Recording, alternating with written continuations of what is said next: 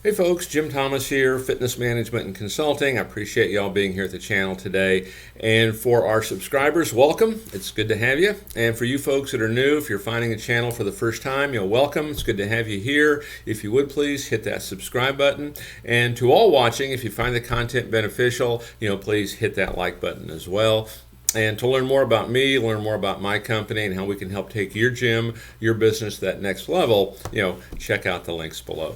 Now, with all that said, let's get into our topic today, and it's 10 ways that successful gym salespeople keep calm and crush their quotas.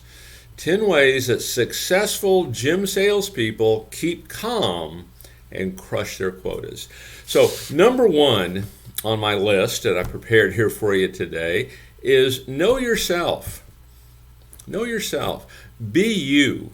Okay. Now, what I would say about this is, too often we have a tendency, well, hey, what's this guy doing? What's this guy doing? What's this guy doing? And you can learn from that, but take it and do it as you. Don't try to become somebody else. Okay. Continue to be you.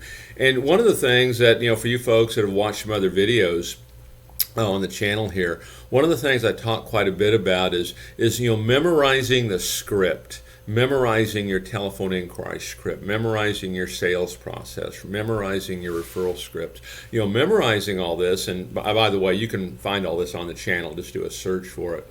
By memorizing all this, now you're free to be yourself. Because part of this know yourself idea that we talk about is ultimately what you sell is you, right?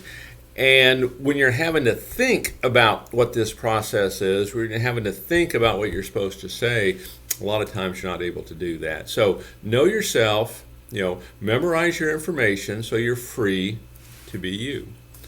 Number two is become an active listener. Become an active listener. And there's a few things I would talk about on this. Whoever you're talking to, if you're talking to somebody on the phone, if you're talking to somebody in person, essentially, that is the most important person in the world. Okay, if you're on the phone with them, don't be, texting somebody. Don't be looking through social media, when you're doing it.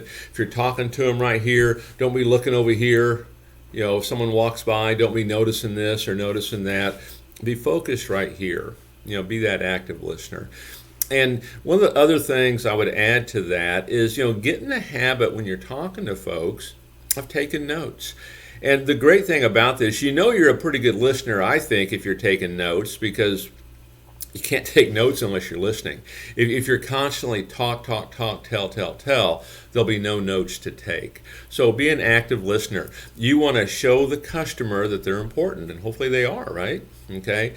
Show the customer they're important by the way you handle them. They are the single most important person in the world at that point right there. Okay, you'll notice a difference on that, and it's most folks are kind of surprised, how much that they really violate that rule as far as being an active listener, particularly being on their phone, trying to multitask when they're doing other things.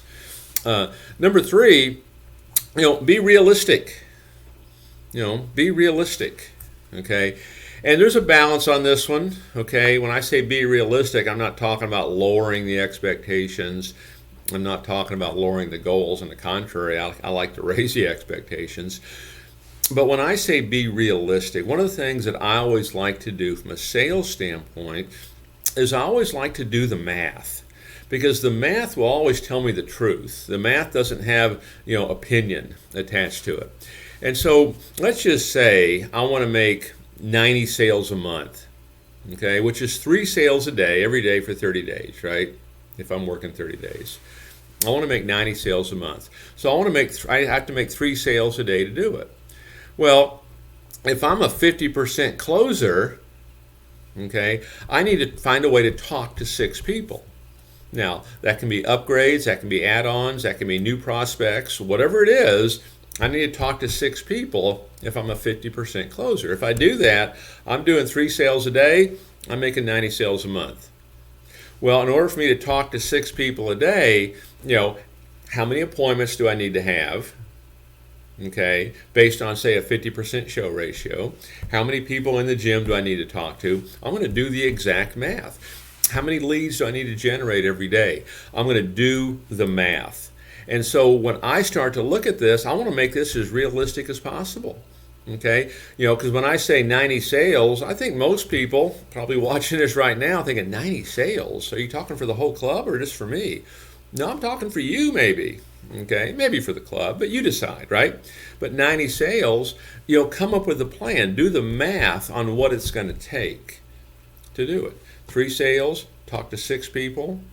Maybe I need 12 appointments. Maybe I need to make 100 outbound calls a day and talk to 20. Okay, maybe I need to generate 10 new leads a day. What do I need to have in my pipeline? But do the math on this. The math starts to make it more realistic. Now, if your number, hey Jim, I'd love to do 1 sale a day. I work 20 days, love to do 1 sale a day. Okay, great. If that's what it is, fine. 1 sale a day. I need to talk to 2 people if I'm a 50% closer. Maybe I need to have 4 appointments if only half of them are coming in. So I need 4 appointments. What's it going to take to get 4 appointments? How many outbound calls do I need to make? How many people in the gym for add-ons, upgrades, things like that do I need to talk to? How many new leads per day? And come up with that strategy. That's how I like to look at it from being a realistic standpoint. I do the math because the math won't lie. And as long as you're going to do it, the math will help hold you accountable to get it done. Number 4. Always be flexible. Always be willing to pivot.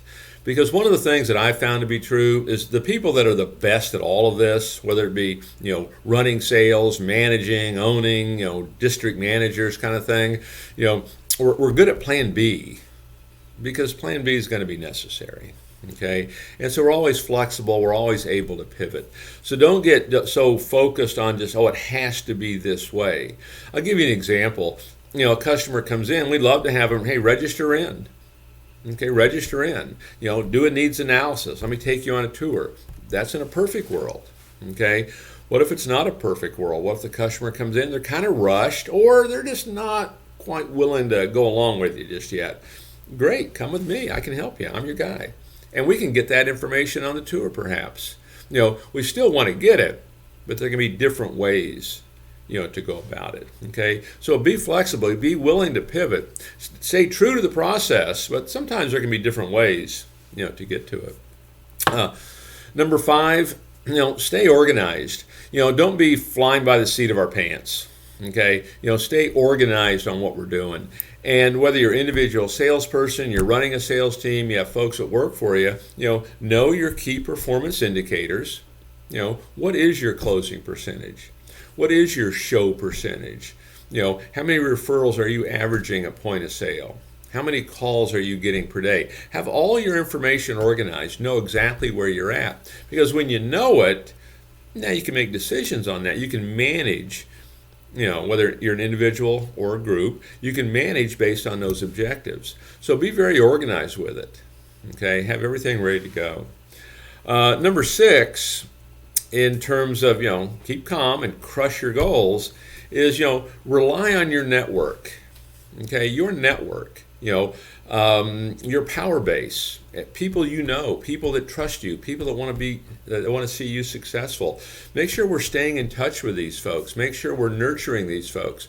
They don't necessarily have to be prospects per se, but they can be ambassadors, promoting you, talking about you. We want to make sure we're doing the same first, right? We're promoting others, we're talking about others, we're helping to refer business to others. Keep that network strong, okay? Don't just go to it when you want something, okay? Make sure we're always referring, we're always thinking about them, but rely on your network. That power base, folks that people that want to see you successful, people that trust you, people that like you, rely on that group. But make sure we're always staying in touch with them. Okay. Number 7, treat each client, each member, each prospect like an individual. Treat each person like they are unique, which they are. Okay. There's a tendency sometimes to kind of cookie cut this and just kind of go through it and blast through it. But make sure you take the time, get to know your customer. Okay. Get to know their goals, why those goals are important. When was the last time they were in ideal condition? What were they doing at that time? Okay, on a scale from 1 to 10, where would they rank themselves right now as far as wanting to get those results? Just, ask these questions, but take really good notes, kind of going back to what I was talking earlier. Take really good notes. So now when you're following up with folks inside of CRM, you're following up with them, we know all this information. It makes a conversation much easier, okay, as opposed to, hey, we're having a great special. Love for you to get started with us. Okay, and if you're managing a group of folks and you have some turnover and you got new staff getting ready to call some folks, having that information just makes those prospects much more valuable to you and allows you to truly treat them like an individual. But have empathy, understand where they're coming from, okay, and truly be a resource center, be a servant, if you will. You're looking to help them get the results that they're looking for. Number 8 on my list of how 10 ways successful salespeople keep calm and crush their goals. Stay positive. Don't go negative on this. Stay positive. One of the ways I like to look at this, no matter what our role is, we're all in the solutions business. Our job is to find solutions. If you're working for a gym owner, our job, the solution, I want to help bring in new members. If it's for my customer, I want to help them solve problems. I want to help them get solutions to solve those problems. I want to help my manager produce more sales. Okay, I want to help grow a thriving business. Okay, stay positive. Focused on positive outcomes. There's very much. The more you start to do this, the more you start to kind of understand that the more we think positive, the more we're going to get positive. Okay, the more we're going to attract positive. Vice versa. If we kind of go negative, you have a tendency to get more of that. So stay focused on the positives. Stay focused on positive outcomes. That's the direction you're going. Stay focused on those goals. Number 9. Think ahead. And what I mean by think ahead, you have to keep your pipeline full. One of the things that, salespeople that go up and down or that have a tendency to struggle a bit is they sell. It's great when that's going on, but now when their pipeline is run dry, there's no one to sell to. And no matter how good you might be in sales, if there's no one to talk to, it's really not going to matter. So make sure you're always thinking ahead. Make sure you're always growing and developing your pipeline. Point of sale referrals, former members. These are 2 great resources. Go back and grab your telephone inquiry log sheet. Is someone working that in your gym? How about old guest registers? Is that being worked in your gym? How about relationships with local merchants? There's an awful lot you can do. Your own personal network. Does everybody know what you do? And are they in a position to refer people over? Probably could. Okay, so always be thinking ahead. And then number 10, trust yourself. Trust yourself. Use this channel, to learn as much as you can about the fitness industry and how to sell and how to have success at it. Because one of the things that's true, I think, is that people don't rise to the occasion. What they do is they fall to the level of their training. And so you want to become a student of this, become a student of fitness, a student of the industry, a student of your company, student of sales, a student of management. You can use this channel for most of that. Okay? Become a student of it. And now, essentially, you will fall to the level of your training. If your training's way up here, you're not going to fall very far. You're going to be right there and get the results. And trust the process. Trust yourself, and you will get results. And you will get results more often than not. You're selling the finest product, I think, on planet Earth. Everybody wants to look better, feel better, and live longer. There's nobody that can't benefit from this. So take a look at our 10 tips of the way successful gym salespeople keep calm and crush sales quotas. Folks, I appreciate y'all being here today. To learn more about me, please check out the links below, and look forward to seeing y'all in that next video.